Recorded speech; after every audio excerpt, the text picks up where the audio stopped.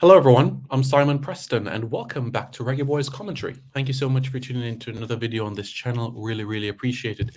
It's the match preview show for the Under-20 Reggae Girls, Jamaica against Haiti at the CONCACAF Women's Under-20 Championship in the Dominican Republic. So let's look at the group stages. How do things look right now in terms of the table? And what are the permutations like? Well, as it stands, Jamaica are third in the group, and on 3 points. Haiti's game against Guatemala ended in a 1-1 draw on Monday. The Reggae Girls, they defeated Cuba by 3-0, courtesy of a brace from Cameron Simmons and a strike from Christina Salmon. We know Christina Salmon was part of this team in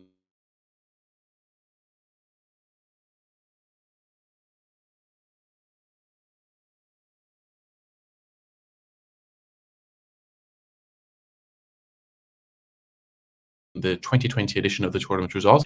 Guatemala will oppose Cuba, while Jamaica will face Haiti.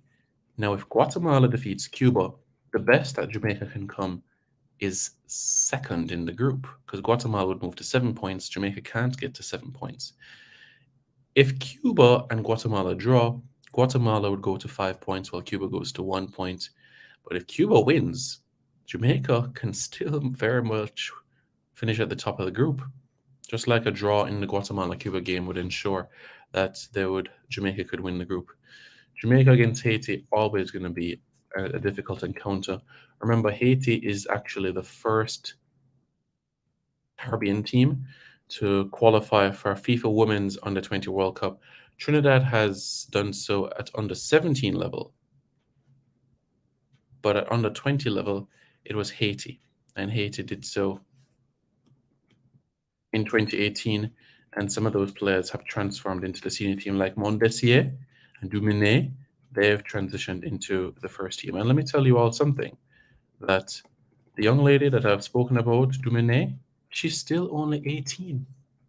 Just let that sink in. She's still only 18 years old.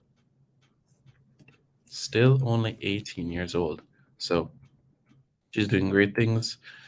And this Haiti team that has been called for the tournament is still a quality one. They have players that can deliver the goods, players that are strong, physical, like us. So I do expect us to cancel out each other in terms of the tactical and technical aspects of proceedings. Haiti has a number of players that apply their trade in Europe and also in North America as well. If there's one player to say keep a close eye on, it will be Bettina Petitfrère. She's 18 years of age. She's a striker, and she plays for Brest, which a team that applies their trade over in France, and they play within the top tier of French football. They also have Megan Sankry, and she plays over in Canada as well. Tabitha Joseph also plays for Brest in France. A couple of young ladies plays for Les Anglostiques over in Canada as well. So a handful of players playing their trade over in Canada and also in France. So an experienced squad, a squad with size, strength, tenacity, and led by Fiona Charles, the head coach of the Haitian women's under-20 team. So I really do expect a clash that will be a challenging one. I really do. But despite all of that, I'm not saying that the team can't win. I genuinely feel that there's a chance that we can win the game because of the caliber of players that we have at our disposal as well. And what I'm going to do at this point in time is provide for you my starting 11 that I would go for the game. So that's what I'm going to do right now. I'm going to give you my starting 11 for the game. Yeah. So without further ado, here we go.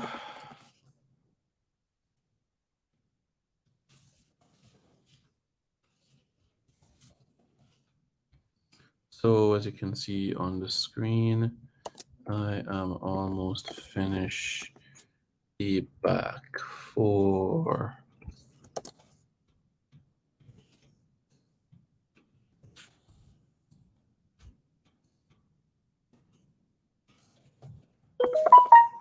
And now going into midfield now. And we're going up top where we have our forwards and the crafty wide players. So as you can see, guys, I have gone with the exact same 11. Exact same 11 that we used to defeat Cuba on Monday. Brooks in net, Smith and Harris at right back, centre halves Atkins and Viador, Mia Mitchell, Burnett, Buckley, Alexia Spencer, Cameron Simmons, and Richards. So that's the front three I've gone with. Spencer, I think, did an excellent job on that left-hand side, being able to cut in, find some room, and also putting the ball centrally. Richards, also a crafty player, so I'm not going to change this front three at all. And I know at some point we'll see Parker come on later in the contest. Buckley is an individual that will roam, but I do expect Mia Mitchell to also offer support. As you can see, yesterday, she was everywhere, absolutely everywhere. And that is what I demand of my central midfielder. I want her to operate in that sort of role as well.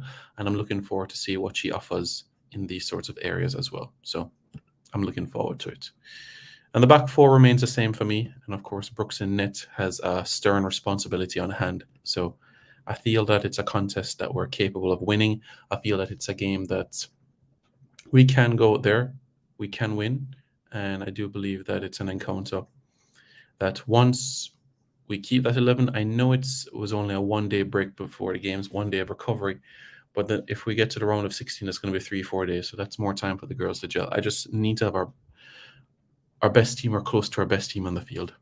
That's what we need for this encounter. So this is the 11 that I've gone with, and I don't want to deviate from it at all. The player to watch, none other than Mia Mitchell. So, reggae boys, reggae girls, Jamaican football fans, what are your thoughts about this 11? Would you have make changes to the team? Would you continue with the back four? Would you change the front three? The front three has produced 35 shots against Cuba. So, what are your thoughts?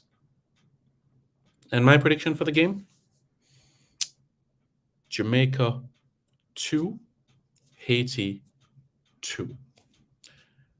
Reggae boys, reggae girls, Jamaican football fans, what are your thoughts? Can we get a draw? Can we get a win? Well, I'll tell you what. Let me know your thoughts in the comments below about the matter. Put your score predictions as well in the comments below. And don't forget to subscribe to Reggae Boys Commentary for more content. Take care, everybody. Be safe. And we will be in touch for another video. All right?